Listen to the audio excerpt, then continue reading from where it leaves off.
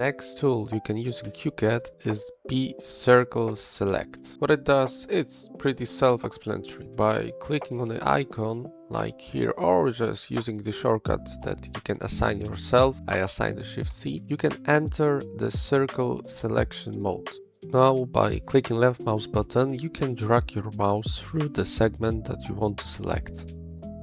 What can we do? Obviously, we can deselect the selection by clicking somewhere in the canvas, or just start to select anything else, so the previous selections will deselect itself. If you want to add something to your selection, you can use Shift. So hold Shift, drag your mouse and add the selection. We can also deselect some parts of the selection. So by holding Alt key, you can just deselect some segments. You may also notice that zooming in or zooming out won't change the diameter of the selection. So if you zoom in to this tiny part of the drawing, you may see that the selection size is always fit to the size of the crosshair. So it's the same.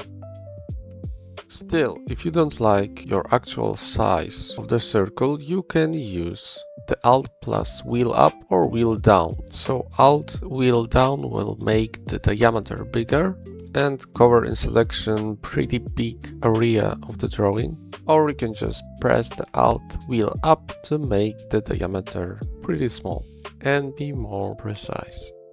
The installation process and setting up the shortcuts is quite the same like with the bResizing tool. Put a link somewhere here so you can watch the video and install the script on your own. If you want to get this tool, there's a link in the description to the Gumroad.